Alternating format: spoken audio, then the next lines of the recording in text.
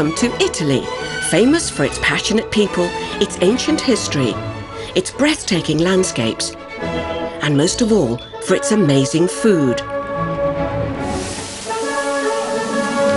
Meet Vito Cataffo, a restaurateur who's built up a formidable reputation running restaurants in the UK, selling Italian food to the British. Hot dishes first! Hot dishes first! Now, in a moment of what could be insanity, he's ready to risk everything and flip the tables. I'm going to open a British restaurant in Italy! It's a subject Vito feels incredibly passionate about. British food is fantastic. It's the best there is on the plate today, in my opinion, as a professional restaurateur. But do the Italians agree? When you say British, we think like always like fast food or something like that. And winning over the locals' hearts and minds is just the beginning of Vito's worries. To get his dream off the ground, he'll have to find the perfect location. Well, that was a complete waste of time. And step into the gladiatorial ring against the dreaded Italian red tape. 80,000 euros. Cash. They're set in their ways, it's in concrete, and they're like a bloody Roman dinosaur. If he wants to make this work, Vito's going to have to hit the Italians with the best grub Great Britain has to offer, and he's going in all guns blazing. Great Britain takes over! So back in Blighty, he'll be travelling the length and breadth of the country to source the best food the UK has to offer. In Somerset, he'll discover the secret of making the finest unpasteurised cheddar. Very creamy, it just clings to your mouth. He'll be visiting Scotland to find the tastiest salmon, beefing up his search at the Rare Breeds farm in Lincolnshire as he hunts for the perfect steak. That's what Italians look for, quality. And he'll be checking out choice chutneys in Wiltshire. Try this, because you guys don't know what you're missing. But when you're up against the world's fussiest eaters back in Italy, will the best be good enough? If it works, it's going to work big time. If it doesn't, it'll go down the tubes.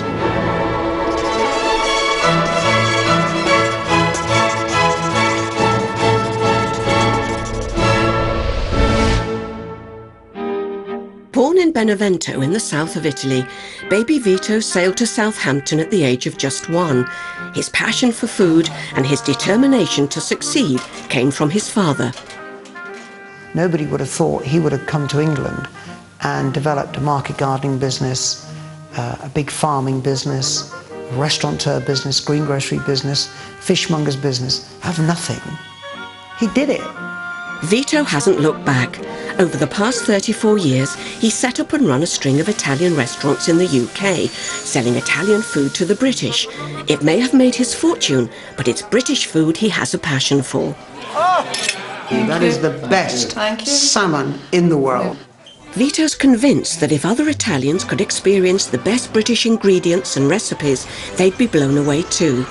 You think of Italy as the creme de la creme, but when they start seeing what I'm going to bring here, these guys are going to wake up. So now, at the age of 58, he's decided to embark on the biggest adventure of his career. We're going to take something better than pasta to Italy. We're going to take the best of British. Vito's certainly not messing about. He's prepared to risk his reputation and personal fortune to ensure his British invasion's a success. Vito may have run a string of profitable restaurants in his time, but never on Italian soil. In fact, never outside the UK. Italy offers him a wealth of potential places to choose from, but he's got to find the area most likely to embrace his plans.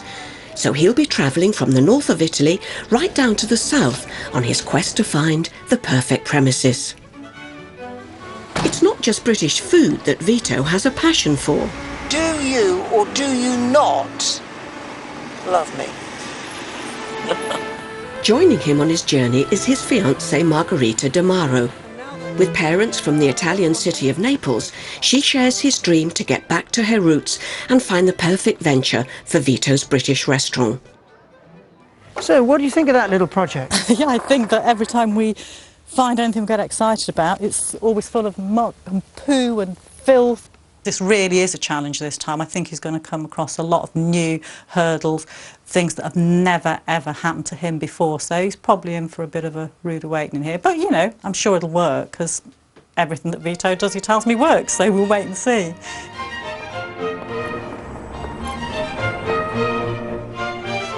Vito and Margherita are starting their search for a British restaurant in the northern city of Modena. This cosmopolitan hub is famously home to Ferrari and Lamborghini. It is also the region that gave the world spaghetti bolognese, Parma ham and Parmesan. Italian food credentials don't come much higher than that. This is a foodie town. This is a foodie town. They love good food. Vito and Margherita are chasing a lead on a prime location property. It's currently operating as a bar, so doesn't exactly have the open plan layout that Vito's after. Yet. Downstairs is cramped, and whilst the upstairs offers more space, the whole building, including the kitchens, would need a major overhaul to bring it up to scratch. On the market at just under £318,000, the location, bang in the city centre, is spot on, if Vito can just see past the interior. Immediately feel comfortable here. I'm not so sure, Margherita. I'm not so sure. I think give it a chance because I do like this place. It may be an instant hit with his lady, but so far this one is no good for Vito, unless the upstairs can swing him. So this is the upstairs kitchen? This is the kitchen. Oh, right. Very, very small. Very, very small. This is the whole area. Margherita, there's potential here. There is potential. There is fantastic potential. I wasn't terribly wrong, was I? I mean, you might as well have a tea shop. Betty's would be ideal. It would, if this was on the street level, this would be absolutely ideal. But it isn't. Yeah, but you could take some of the bars out downstairs and make more tables. In fact, you could turn some of that into kitchen. You said you wanted an open kitchen. Just knock out whatever's it. Let's have a look. Let's see what's there. I just think there's just, to me, this is a really, really nice feel to it. Margherita certainly has a vision, but businessman Vito knows it's going to be pricey. Time to sit down with the owner's son to get to grips with the costs. The location is very good. I really like it. I like the building and everything. But it's the question of the renovation costs. And if the renovation costs, which at the moment in my mind are outweighing what we're doing here, if we can get a good price, then that would make sense. Yeah, but we need to ask him because I think it's a fantastic location and I love the place as well. Quanto costo? Sui 400.000 euro. 400.000 euro. 400.00. He's looking at 400,000 euros. That isn't a bad price for central Modena, I don't think. It doesn't need a huge amount of kitchens and things, but it's got great potential. Definitely has great potential. Okay, we'll need to think about it, okay? Very nice place. Okay, thank you very much indeed, Ivana. Grazie molto. Prego. What I like about it is the location's in a square. It's the only eating position within that square. They call it a piazza. It is not as big as I wanted it, but then that's also a good thing because I'd rather have people waiting for tables than just sitting them down, then not being able to deliver the product. So despite his misgivings, it seems Vito's actually quite smitten.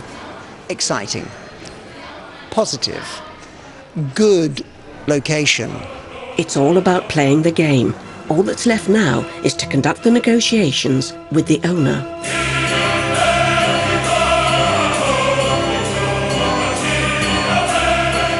I said, I don't mess you around.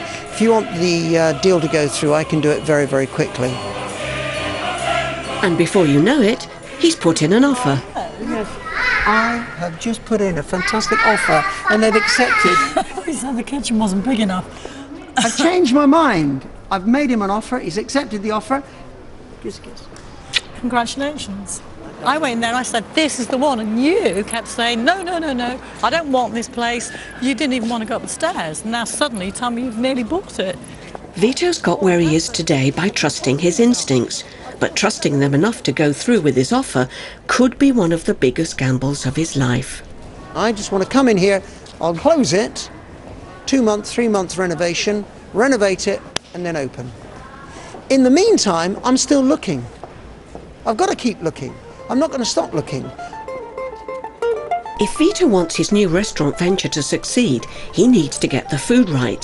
His mission is to find the best British produce out there. The Italians are not going to be able to keep away. Absolutely not. But he's discovering the Italians don't always agree.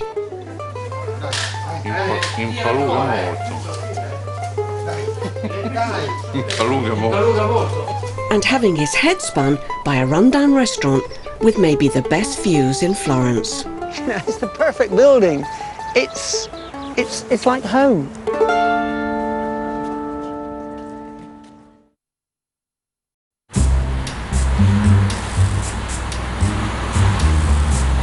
With an offer on a restaurant in the city of Modena in the north of Italy, Vito may have found a potential location to serve his UK menu. I have just put in a fantastic offer and they've accepted.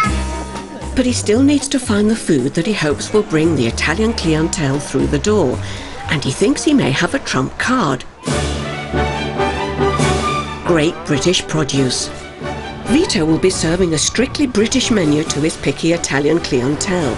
Over the next few weeks, he'll be travelling the length and breadth of the UK to find some of the country's top food producers, from whisky and wild salmon in Scotland to pickles from Wiltshire and sausages from Gloucestershire. Gary, that is a winner. Today, Vito's off to Somerset to get his teeth stuck into good old British cheddar. There are over 700 cheeses produced in the UK in a rainbow of tastes, textures and colours, from Buxton Blue to Wensleydale, from the mature cheddar aged for over a year to the historical Cheshire cheese, which is even mentioned in the Doomsday Book. But we're not the only culture to enjoy a nibble. In Italy, they eat almost twice the amount of cheese that we do, and they take their formaggio very seriously indeed.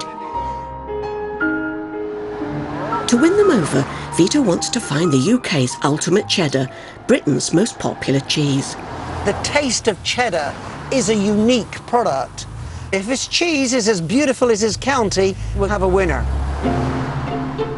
Cheesemaker Tom Carver believes that British cheese can win over the Italian taste buds. British cheese is out there certainly with the best. We can rival the French, the Italians, anyone really, especially the Italians, for sure. Cheddar has been made in Westcombe since 1890, and father and son team Richard and Tom have grown a thriving artisan cheese business, winning awards across the country. They have the philosophy that happy cows make happy cheese, but will it bring a smile to Vito's face? So we taste the cheese at 3 months, 6 months and at 9 months. The 9-month tasting is my kind of bit, and that's the crucial one where we're marrying up the customers to the cheeses. So very much like winemakers, they're trying to predict what kind of point it's going to be at its absolute best. Now, I'm going to be wanting to produce this great British menu around one of the dishes, which I think is going to be a fantastic seller, the ploughman's lunch. Ideal, brilliant. How do you think we're going to get the right cheddar that's going to blend with their tastes? Well, I've got 2 cheddars here for you to taste now, right? Okay. Let's go for it, buddy. Let's go. Just one twist, and that should come out. So if you want to just break off a little bit at the end. Thank you. Perfect. Very creamy. It just, you know, it like clings to your mouth. So your tongue is working. I want more. And that to me is a good sign. The key thing, and what I think is just the most exciting thing about unpasteurised cheeses, is this length. I mean, you can still taste that cheese now. I mean, with some gorgeous Italian bread, your beautiful cheese, the Italians are not going to be able to keep away. Absolutely not. Let's hope not, anyway. I want that cheese. You can have that cheese. That's what I want. I want that cheese. Yeah, let's go. Definitely. Tom makes his cheese in a factory on the family farm. With his small team, he creates around 100 tonnes of it a year. Most cheese you can buy in the UK is produced with pasteurised milk, treated to remove all the natural bacteria so that the manufacturers have more control over the process. Tom's cheese is produced from raw milk straight from the cow and relies on the natural bacteria present to give it its flavour, which means, like a fine wine, each cheese produced has its own unique taste. They make the cheddar lovingly by hand, and it's sold to discerning customers in the UK, Europe, and even as far away as America. We only produce really good quality milk. That's the real key to unpasteurised cheeses. You have to know your milk supply. So what we've got here is 4,500 litres of milk, and that will only produce about 18 cheeses, 18 25 kilo cheeses. That's very small, isn't it? It is, it's about a 10 to 1 ratio. An enzyme called rennet is added to the milk, which encourages it to separate into solid curd used to make the cheese, and a liquid waste product called whey. What is it that you think makes your process the best? Because we've got open vats, we can see what's going on, we're feeling it, and we can react to certain things. Okay. The other thing is just literally handling the milk gently. Stress-free? Absolutely, yeah. Do you feel calm? I feel fantastic. I could jump in there and enjoy it. But before Vito can get relaxed, there's a fair bit of work still to do. When the curd is set, it's separated from the whey. The curd and whey is now transferred into here. The whey drains away. The process we're at the moment is cheddaring. Cut them into blocks, Yep. and you stack them up. What we're doing here is we're stretching out the proteins, but if you rip a little piece like that, the final product should be a little bit like cooked chicken breast. Beautiful. So that kind of stringy kind of consistency. Salt is added to stop the cheese from becoming too acidic. So have you started to sweat yet? Not at all, chef. This is Well, you're obviously absolutely not super. working hard enough then. Well, I am, but I'm a very fit man. Come on, muscles. I'm 3 times your age and you're sweating like an old boy. Get on with it, mister. So it looks like Vito might not have the zen qualities of a cheesemaker. There's another 2 days of pressing, dipping, larding and covering with cheesecloth before it's off to the warehouse to mature into an award-winning cheese.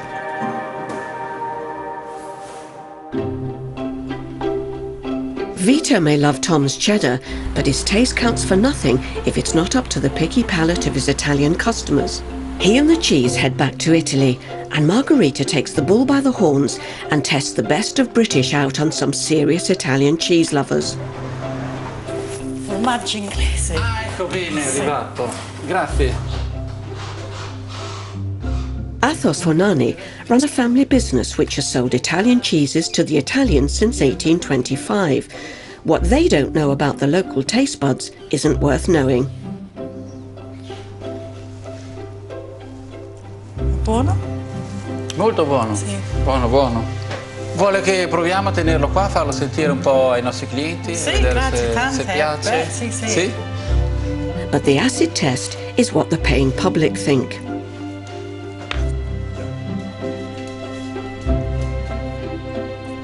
Tanto è un formaggio che ha un gusto che si sposa bene eventualmente con miele. Impaluga molto. Impaluga molto. Fa niente, è stata un'esperienza anche questa. Grazie, arrivederci.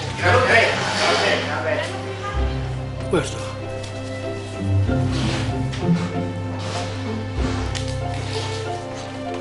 È gustoso, saporito un gusto che potrebbe andare bene.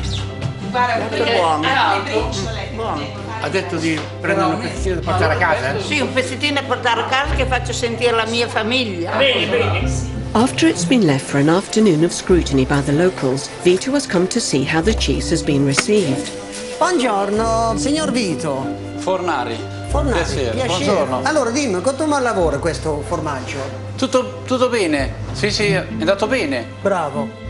Well, the cheddar seems to be hitting the spot. Out of the 22 people and 1 dog that tried it, only 1 negative response. Great news for Vito, but he's not resting on his laurels. He's heard about a dilapidated but amazing restaurant on the market in the most beautiful part of Florence, his favourite Italian city. The capital of Tuscany and the birthplace of the Italian Renaissance. The property is situated near the Piazza Michelangelo, and it couldn't be more different to the bar he's put an offer on in Modena, which offered potential and location. With its views and surrounding beauty, this place could just capture his heart. If it does, then he really would be risking everything. It's over twice the price, on the market at a cool £1 million, and that's just the beginning. This place used to be home to the elite, but it's been left empty for so long it's lost all of its pomp and ceremony. Vito's meeting local estate agent Gabrielle to investigate further. Vito, if you're looking for something unique, Yes. that is what you need. Okay. Was a very important restaurant ages ago. It's in a terrible state of repair, isn't it? It's completely destroyed. Fabulous location. Also, was it Italian? Was it Italian food, or can you remember what sort Italian of food. Italian food. This building was once a stylish 120-seater restaurant. It closed 5 years ago and has been left to rack and ruin since. But it's a golden opportunity. It could be absolutely stunning. But is Vito brave enough to take this on? And look at the view. And it's the best place that I've seen. Look at the view. Here, Vito, you can make your style restaurant because you can rebuild your name, your style, your cuisine. Well, you know what they say, where there's muck, there's money. I think this is the place. There is the outside place. space as well. This is the place. This is my home. This Watch is my where home. you're walking, Vito, because there's loads of... This is my home in Italy. Look outside as well. Ah, dear me. One day, I'm going to open this door to the first customers, and they're going to come through here, and they're going to enjoy British hospitality with an Italian flair at its best. I found it.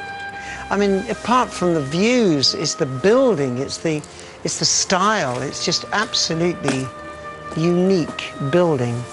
And I can rebuild this into something so British and so spectacular that people will come miles for it.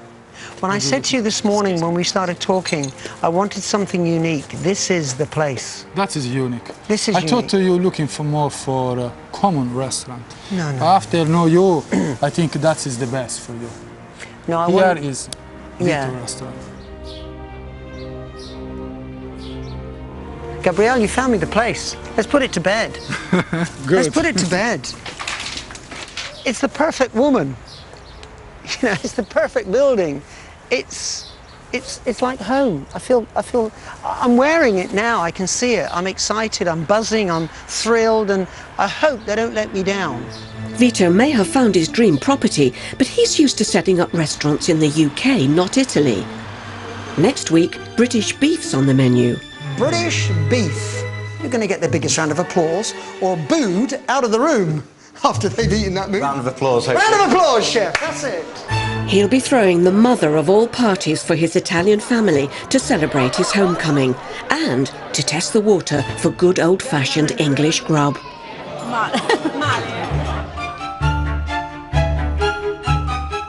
So, do you agree with Vito that British cooking has got what it takes to match Italy's classic dishes? Tell us what you think at channel4.com/food.